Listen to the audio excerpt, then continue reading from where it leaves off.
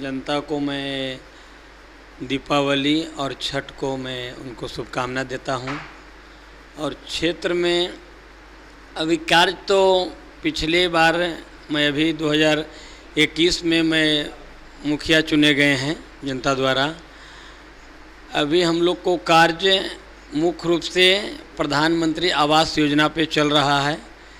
इसमें जो गरीब छूटे हुए थे उनको हम लोग आवास दिलाने में बढ़ चढ़ कर उनको आवास दिलाया जा रहा है। उसमें सभी पदाधिकारी का भी सहयोग मिल रहा है।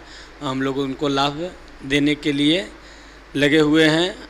और प्रधानमंत्री आवास योजना के बाद हम लोग अभी आपको 15वीं वित्त आयोग से भी कार्य चल रहा है हम लोग को, जहाँ बहुत ज़्यादा लोगों की आम जनता को अभी तक आपके टर्म में प्रधानमंत्री आवास योजना का लाभ कितनों लोगों को हो चुका है? लगभग 350 लोगों 350 लोगों का आवास मिल चुका है।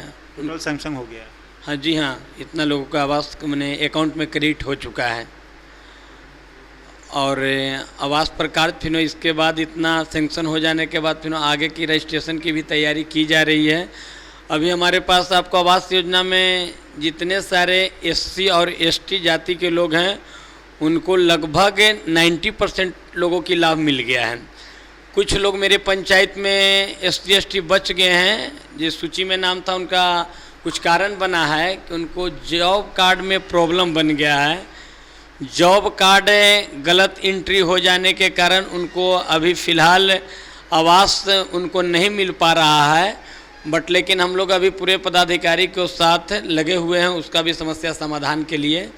अब हम लोग उसमें भी लगे हुए हैं, लेकिन उम्मीद लग रहा है कि बहुत जल्द में उसको भी समस्या समाधान कर ली जाएगी।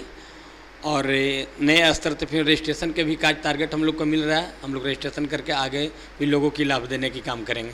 आपका पदभार लिए हुए लगभग 1 साल हो चुका है, ज़्यादा वर्ष भी हुआ नहीं है और भी टर्म बाकी है, तो क्या लगता है जनता की समस्या आपके सामने क्या आती है पिछले जो टर्म में मुखिया रहे हैं उनके मुकाबले?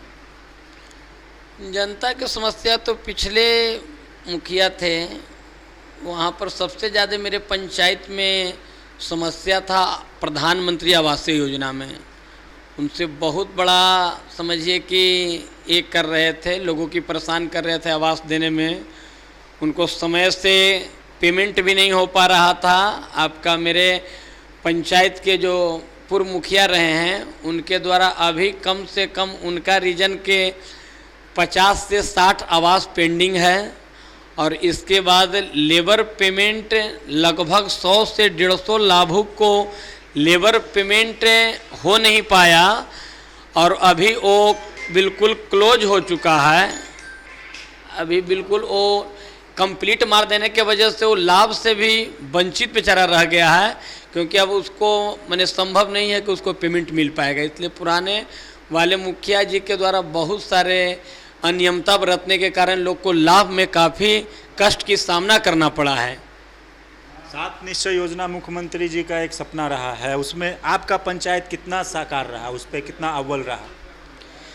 7 निश्चय मुख्यमंत्री जी का एक बहुत माने सही योजना था और कार्य हुआ है मेरे पंचायत में। 7 निश्चय के तहत मैं कार्य नहीं किया, पूर्व मुखिया किए थे। उसमें आपका जल नल योजना के तहत आपका हर एक गांव में जल नल का टावर लगा, उससे पानी पहुंचा है। बट लेकिन उसमें इतना अनियमता बरता गया है कि अभी उसको मेंटेनेंस करते करते हम काफ़ी परेशान हैं। आप अनियमितता की बात कर रहे हैं, किसकी? मतलब जनता की अनियमितता बढ़ता जा रहा है कि पूर्व मुखिया का? नहीं, वो काम कराने वाले तो मुखिया जी का ही कर्तव्य बनता है ना। ये मॉनिटरिंग मुखिया जी द्वारा काम कराया गया है। ऐसे बाढ़ का ये था, बाढ़ को काम कराने का दिया गया था, लेकिन वो मुखिया जी सब बाढ़ से लेकर अपने स्तर से काम किए हैं। और इतना अनियमता बरता गया कि न पाइप के क्वालिटी दिया गया, न मोटर के क्वालिटी दिया गया।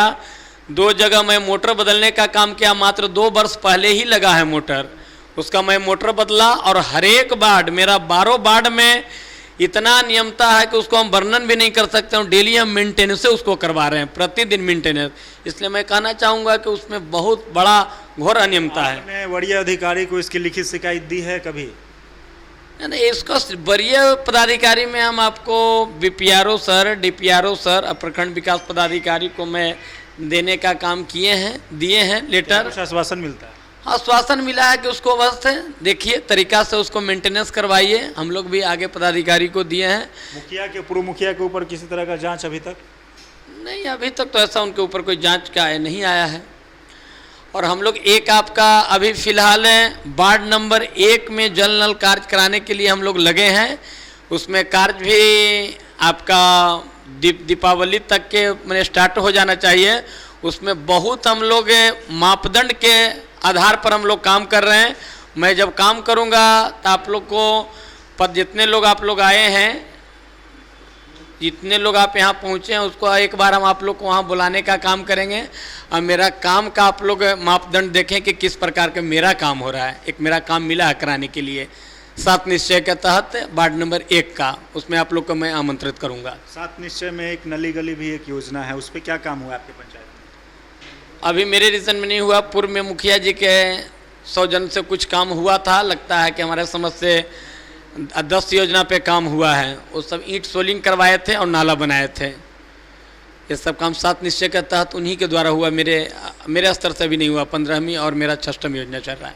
दीपावली और छठ पूजा का त्यौहार आ रहा है, इस पे आप अपने जनता को क्या कहेंगे? मैं दीपावली और छठ पूजा के अवसर पर जनता को ही कहना चाहूँगा कि दीपावली और छठ पूजा एक सफाई स्तर से हम लोग को काम करना है। दीपावली जब हम लोग साफ रहेंगे तब हम लोग स्वस्थ रहेंगे। और छठ पूजा भी एक भगवान छठ माई के ये है कि उसमें हम लोग सरफ सफाई और शांति वातावरण के साथ साथ दीपावली और छठ पूजा हम लोग मनाएं।